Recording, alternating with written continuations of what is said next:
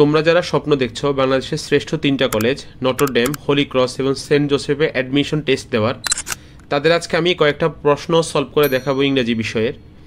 আমাদের এই প্রশ্নগুলো দেখলেই তোমরা বুঝতে পারবা যে এই কলেজের প্রশ্নগুলো তুলনামূলক আহামরি অনেক কঠিন প্রশ্ন হয় এমনটা না।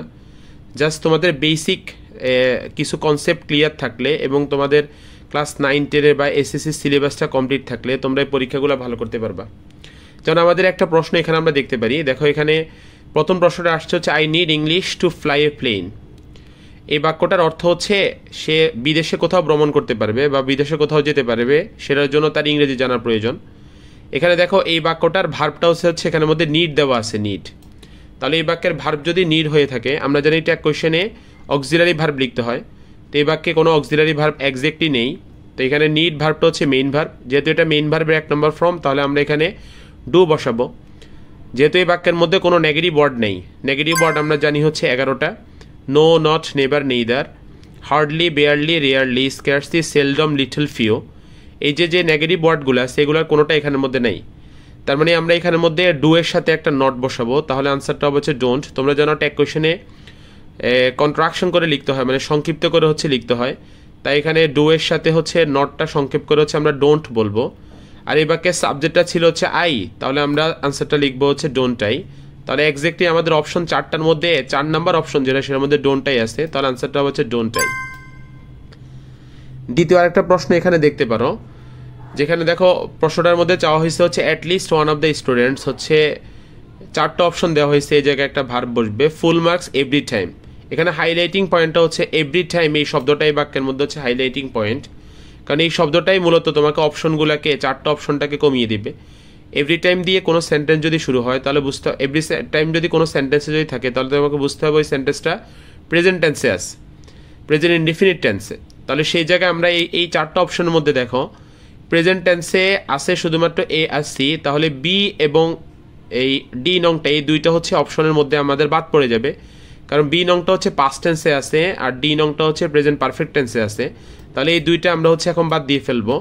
তাহলে আমাদের হাতে অপশন আছে এখন মাত্র দুইটা, একটা হচ্ছে এ আর একটা হচ্ছে সি।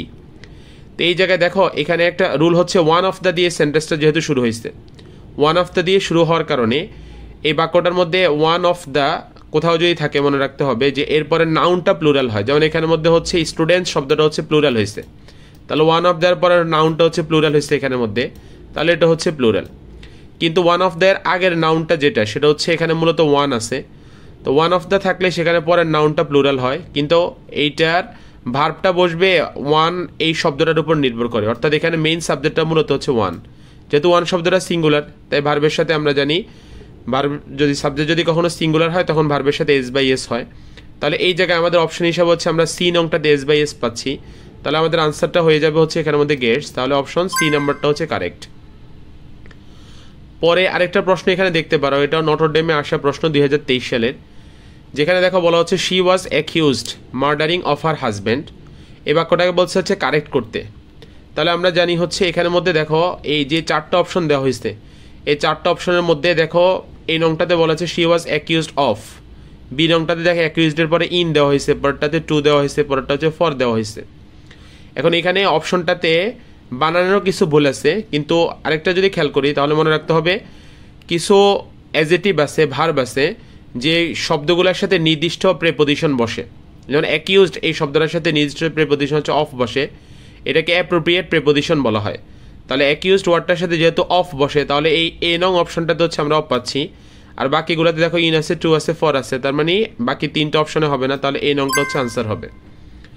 এবার এইরকমই কিছু ভার্ব, কিছু ওয়ার্ড দেখবো আমরা, যে ওয়ার্ডগুলোর সাথে হচ্ছে নির্দিষ্ট প্রেপোজিশন অফ বসে, এই অ্যাপ্রোপ্রিয়েট প্রেপোজিশন অফ বসে, এমনটা আমরা কিছু ভার্ব মুখস্থ করবো এখন।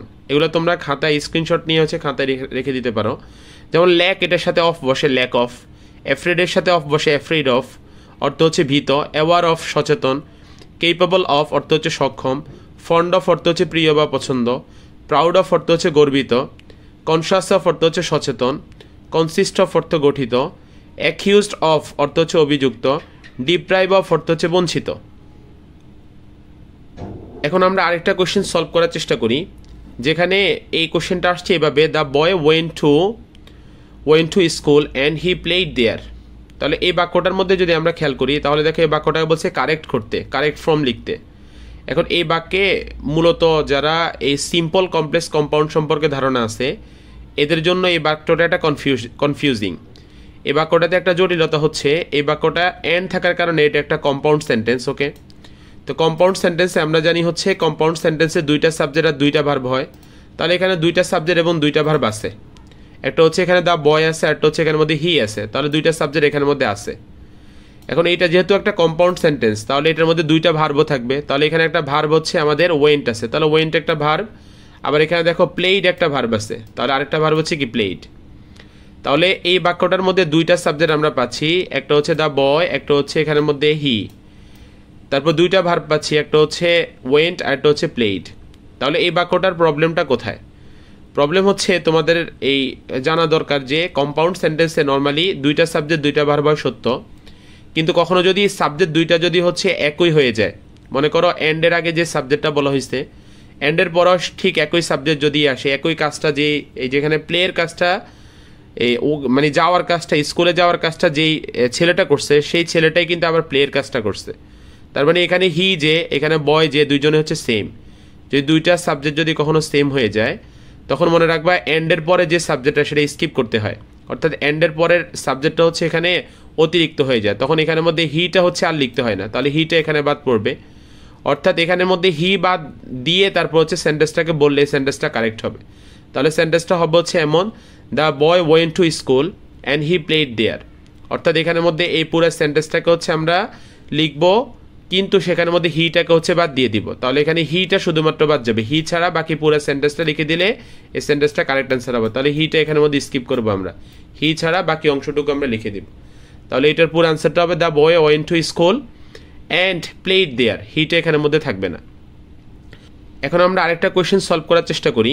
এখানে এই কোয়েশ্চেনটা আসছে হচ্ছে এমন, a gerund does the work of.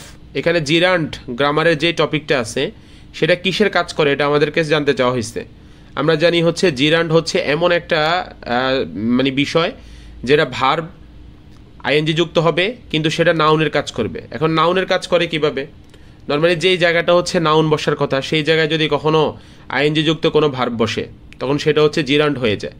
যেমন আমরা একটা মানে কমন উদাহরণ জানি যে হচ্ছে ওয়াকিং ইন দ্য মর্নিং হচ্ছে ইজ এসেনশিয়াল, অথবা হচ্ছে ইজ হেল্পফুল, অথবা ইজ ইউজফুল ফর ইউ। এই বাক্যটা যদি বলি তাহলে এখানের মধ্যে ওয়াকিং যে ভার্বটা বললাম এটার সাথে দেখো হচ্ছে ওয়াক এই ভার্বের সাথে কি হয়েছে, আইএনজি হয়েছে। তাহলে ওয়াক ভার্বের সাথে যেহেতু আইএনজি হয়েছে এই ভার্বটা এখন জিরান্ডও হতে পারে, অথবা এটার একটা নাম হচ্ছে পার্টিসিপল। কিন্তু শর্ত হচ্ছে আমরা যদি বলি যে হচ্ছে কোন একটা জায়গায় যদি যে ভার্বটা আছে সেই ভার্বটা যদি নাউনের জায়গায় বসে, যেমন এটা আমরা বুঝতে হবে এভাবে যে একটা বাক্যের শুরু আর ভার্বের মাঝখানে ওয়ার্ড আসছে হচ্ছে একটা আসে সেটা নাউনের জায়গায়, তার মানে এখানে ওয়াকিং ভার্বটা হচ্ছে নাউনের জায়গায় আসছে। তো নাউনের জায়গায় আসলে সেই ভার্বটাকে আমরা হচ্ছে জিরান্ড বলি। তাহলে জিরান্ড হচ্ছে কি, যেটা ভার্বেরও কাজ করে অ্যাজ ওয়েল অ্যাজ সেটা নাউনের কাজ করে। তো এখানে আমাদের অপশনগুলোর মধ্যে দেখো ভার্ব 4টার মধ্যে কমনলি আছে, আর একটার মধ্যে হচ্ছে মানে একটা অপশনের মধ্যে আছে এটা ভার্বেরও কাজ করবে এবং নাউনের কাজ করবে এই নংটাতে। তার মানে আমাদের এই নংটা হবে হচ্ছে রাইট অ্যান্সার, বাকিগুলো হচ্ছে ভুল। এই 5টা প্রশ্ন আজকে সলভ করে দেওয়া হলো। তোমরা আশা করি কিছুটা আইডিয়া পাইছো যে হচ্ছে কী টাইপের প্রশ্ন হয়। সামনে আমরা এইরকম কিছু প্রশ্ন সলভ করব। ততদিন পর্যন্ত ভালো থেকো, সুস্থ থেকো, আল্লাহ হাফেজ।